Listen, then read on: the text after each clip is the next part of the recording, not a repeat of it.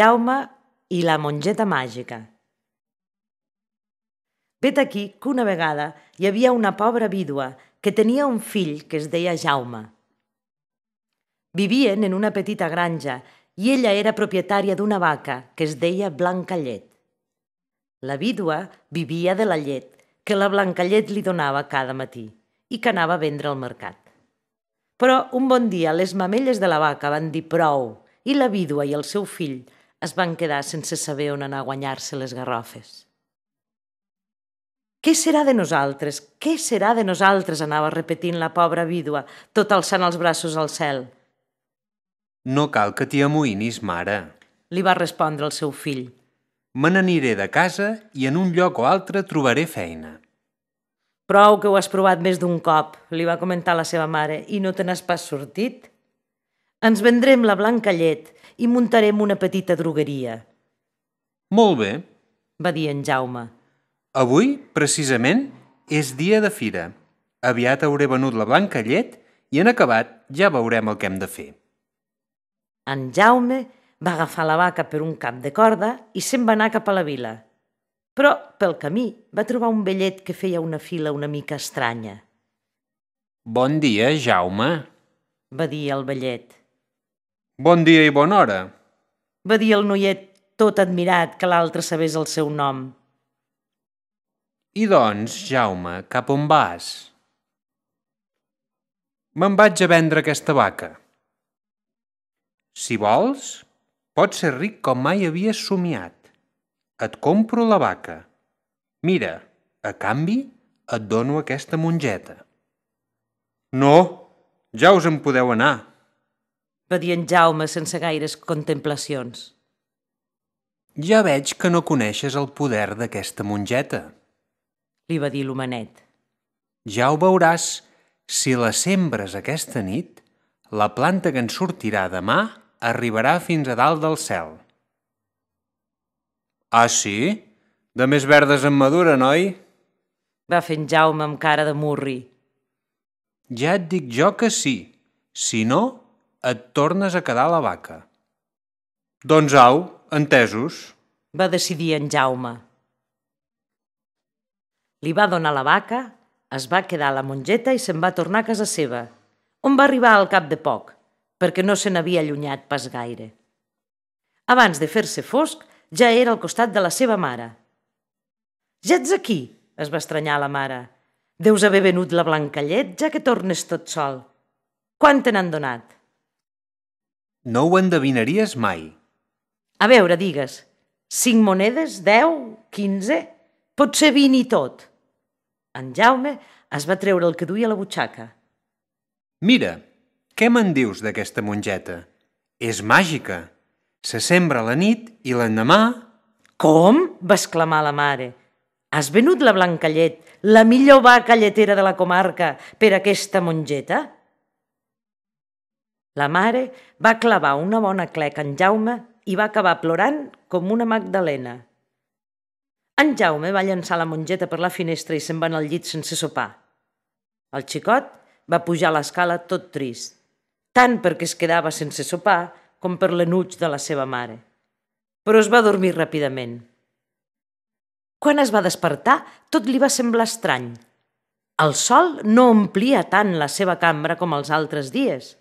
En Jaume va saltar del llit, es va vestir i va córrer cap a la finestra. I què us sembla que va veure?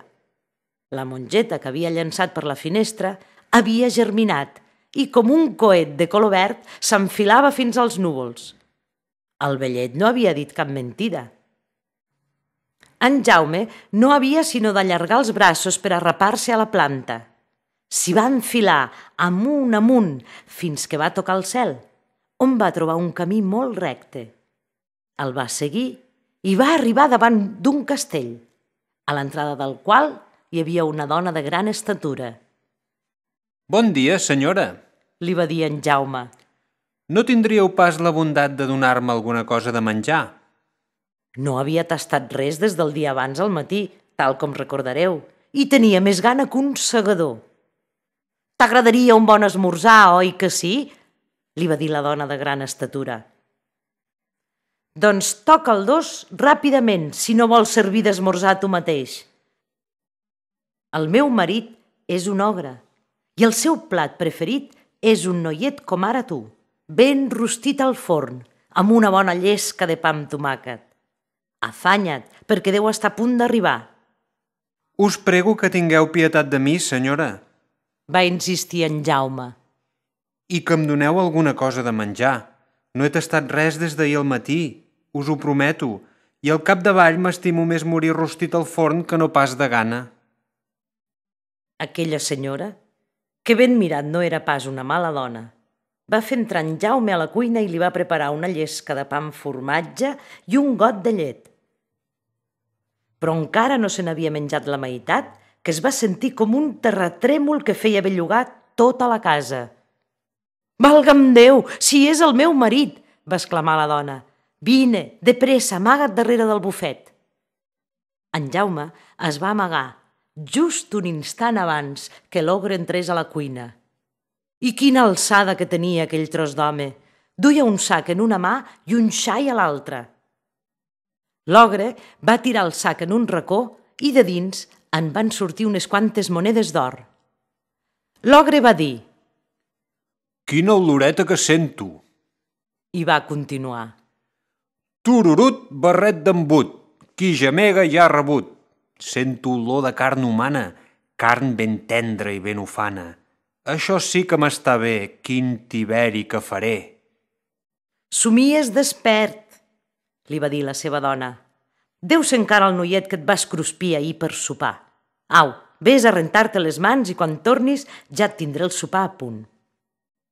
Així que el gegant s'havia allunyat una mica de la cuina, en Jaume va sortir del seu amagatall. Però la dona el va aturar. «Espera que s'hagi adormit», li va dir. «Sempre fa una becaina ben dinat». L'ogre, doncs, es va tipar de valent i tot seguit va obrir el sac, que abans havia deixat en un racó, i en va treure saquets plens de monedes d'or, que es va posar a comptar i recomptar. Després el cap li va caure damunt el pit i aviat els seus roncs van fer tremolar tota la casa. Aleshores en Jaume va sortir de l'amagatall de puntetes, es va acostar a l'ogre i va agafar un sac de monedes d'or. Va fugir corrents cap a la mongetera i va saltar. Va deixant el sac que va caure, esclar, a l'hort de la seva mare i finalment va baixar ell.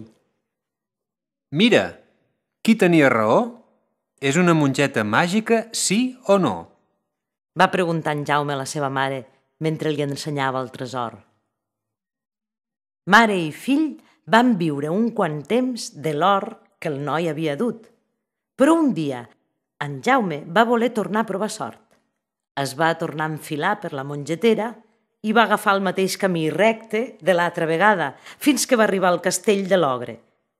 Davant la porta hi havia la seva dona, com l'altra vegada. «Bon dia, senyora», li va dir en Jaume, saludant-la amablement. «No tindríeu pas la bondat de donar-me una mica de menjar?» «Vés-te'n, menut», li va dir la dona, «si no, el meu marit se't cruspirà d'una mossegada. Però no ets tu, que ja vas venir un cop? Des d'aquell dia que trobem a faltar un sac de monedes d'or». «Sí que és estrany, senyora», li va respondre en Jaume. «Gairebé no m'atreveixo a dir-vos que sé com va anar la cosa, però no us ho diré pas abans d'haver menjat». La curiositat de la dona de l'ogre va ser prou forta perquè fes entrar en Jaume i li donés una mica de menjar. Però, així que havia començat a fer anar les barres, ronsejant tant com podia, que ja van sentir els passos del gegant. En Jaume es va amagar darrere el bufet en un tancar i obrir d'ulls, i tot va passar com l'altra vegada. L'ogre va entrar a la cuina tot cantant tururut barret d'embut, es va cruspir 3 vedells rostits i va dir a la seva dona: «Porta'm la gallina dels ous d'or». La dona la hi va portar i l'ogre li va manar: «Gallina, fes l'ou». I la gallina va pondre un ou d'or. El cap de l'ogre es va inclinar a poc i aviat els seus roncs van fer tremolar la casa. Aleshores en Jaume va sortir de l'amagatall de puntetes i es va apoderar de la gallina en més poc temps del que es necessita per dir «Jaume, no estigues distret!». Però la gallina va cloquejar, cosa que va fer despertar l'ogre en el moment precís en què en Jaume acabava de passar la porta. «Ei, tu!», va dir a la seva dona. «Què n'has fet de la meva gallina dels ous d'or?». «Què dius?», va fer la dona. Això en Jaume ja no ho va sentir, perquè va córrer com un llamp cap a la mongetera i es va deixar anar per la tija a tota velocitat. Quan va ser a casa seva, va ensenyar a la seva mare aquella gallina extraordinària. Tot seguit va demanar a l'animal que pongués un ou d'or, cosa que la gallina va fer tantes vegades com li van demanar. Però en Jaume encara no se sentia satisfet del tot. Al cap d'uns quants dies va tornar a pujar per la mongetera per tal de provar sort un altre cop. Però l'experiència ja li havia ensenyat com ho havia de fer. Quan va arribar a prop de la casa, es va amagar darrere unes bardisses i va esperar que la dona de l'ogre sortís a buscar aigua al pou. Tot just havia passat cosa de mitja hora que ja la va veure sortir. I aleshores va córrer cap a la casa i va entrar i es va amagar dins d'una caldera. No va trigar a sentir els passos de l'ogre, com en ocasions anteriors, i vet aquí que aquest va entrar acompanyat de la seva dona i tot seguit es va posar a cantar. «Tururut, barret d'embut, qui gemega ja ha rebut, sento olor de carn humana, la que em fa venir la gana». «N'estàs segur?», li va demanar la seva dona. «Si és així, deu ser aquell galifardeu que ja t'ha robat un sac d'or i una gallina màgica. Es deu haver amagat darrere el bufet». Van mirar darrere el bufet, però, esclar, no hi van trobar ningú. Aleshores la dona va fer una mica de broma amb el seu marit. «Ja comences a perdre el cap i el nas de tant cantar tururut, barret d'embut. M'hi jugaria no sé què, que sents l'olor del marrec que vas agafar ahir i que t'he rostit per esmorzar. Ja no saps distingir entre la carn fresca i la carn cuita». Tot contrariat i boi rondinant, l'ogre va seure en una cadira i va buidar els plats de menjar que hi havia parats davant seu. De tant en tant murmurava. «Doncs jo hauria jurat que...». Després es va aixecar. Va regirar tota la cuina de dalt a baix, mirant per tots els armaris i els prestatges, però no va pensar a mirar dins la caldera. Al capdavall va cridar a la seva dona i li va dir: «Porta'm la meva arpa d'or». La dona va anar a buscar l'instrument, el va deixar damunt la taula i es va posar a tocar-lo i a cantar. Després d'un bon seguit de tonades, l'ogre es va endormiscar i es va posar a roncar com si fes mal temps a la muntanya. Aleshores en Jaume va aixecar a poc la tapadora de la caldera sense fer gens de soroll. En va sortir talment una ombra bellugadissa. Es va arrossegar fins a la taula de 4 grapes i es va aixecar de cop. Va agafar l'arpa d'or i se'n va anar cap a la porta. Però vet aquí que l'arpa es va posar a cantar tota sola. «Mestre i senyor, mestre i senyor». L'ogre va obrir un ull i va tenir el temps just de veure en Jaume com s'escapava. El noi corria tan de pressa com podia, però l'haurien atrapat sense l'avantatge que duia i la seva coneixença del terreny. Quan van arribar a la mongetera, el gegant anava a cosa de 20 passes d'en Jaume i el va veure desaparèixer com una exhalació. No es va atrevir a seguir-lo per aquella escala tan poc segura, però l'arpa no es cansava de repetir la seva cançó. «Mestre i senyor, mestre i senyor». Aleshores l'ogre es va arrapar a la mongetera, la qual es va doblegar amb el seu pes enorme i va baixar tot empaitant en Jaume, que lliscava cap a terra tot cridant: «Mare, mare, una destral!». La seva mare va córrer cap a en Jaume amb una destral, però es va quedar horroritzada en veure unes cames de gegant que sortien dels núvols. Aleshores en Jaume va saltar a terra, va agafar la destral i va donar un bon cop a la tija de la mongetera, cosa que la va fer esquerdar. L'ogre va sentir que la planta trontollava.